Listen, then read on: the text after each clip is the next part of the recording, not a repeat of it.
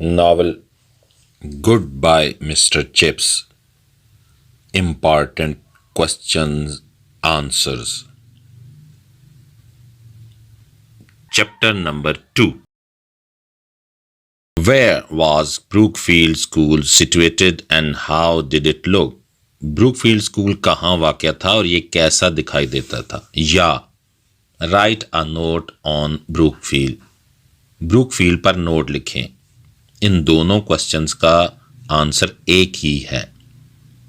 بروکفیلڈ school was situated behind a line of ancient elms. Brookfield school قدیم elms کے درختوں کی فصیل کے عقب میں تھا. It looked reddish brown under its autumn Crapper.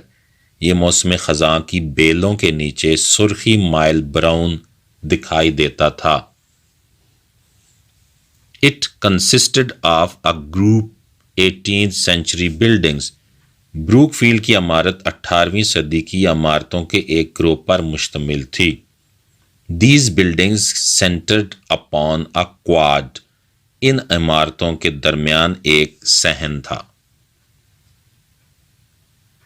Did Brookfield enjoy a good repute? کیا بروک فیلڈ کی اچھی شہرت تھی؟ یا what was the status of Brookfield? Brookfield school کا مرتبہ کیسا تھا؟ Brookfield almost fell to non-existence at one time and enjoyed good repute at another. Brookfield school کو کسی وقت تو اپنے وجود کو کھو دینے کا خطرہ لاحق ہو جاتا اور کسی دوسرے وقت اسے اچھی شہرت حاصل ہو جاتی. There had been rise and fall in its luck. اس کی قسمت میں نشیب و فراز آتے رہے. When was Brookfield established and what status did it gain afterward?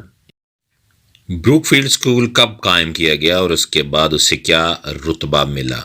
یا what type of school Brookfield was? Brookfield school کس قسم کا اسکول تھا؟ Brookfield School was established in the reign of Elizabeth as a grammar school.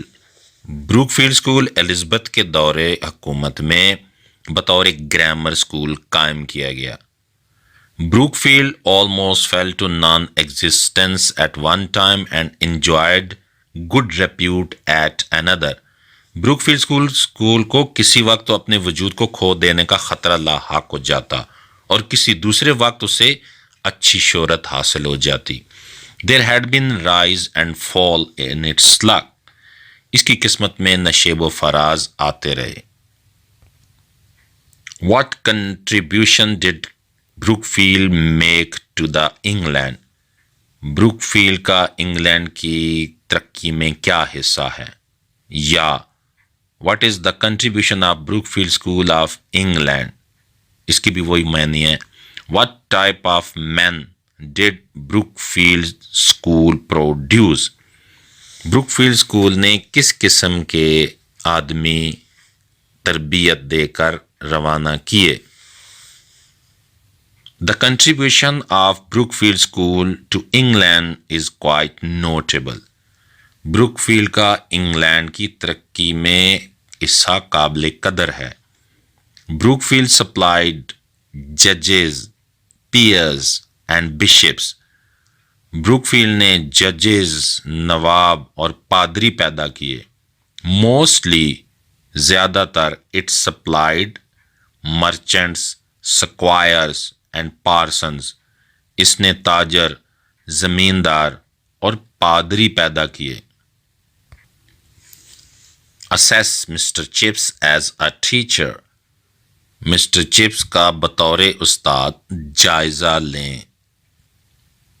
Mr. Chips as a teacher wanted to get headships in his early 20s. 20 سے 25 سال کی عمر میں mister chips بطور استاد یہ چاہتا تھا کہ وہ ہیڈ ماسٹر بنے. But later he realized the unfitness of his qualification. لیکن بعد میں اس نے اپنے تعلیمی نااہلیت کا ادراک کر لیا. Trace out the similarities between Mr Chips and Brookfield. Mr Chips اور بروک فیلڈ میں مماثلت تلاش کریں. یا what is Mr Chips socio academic status. یا what was the social and academic status of Mr Chips. Mr Chips کا سماجی و تعلیمی مرتبہ کیا تھا. Mr Chips in social and academic sense was respectable, but he was no more brilliant than Brookfield.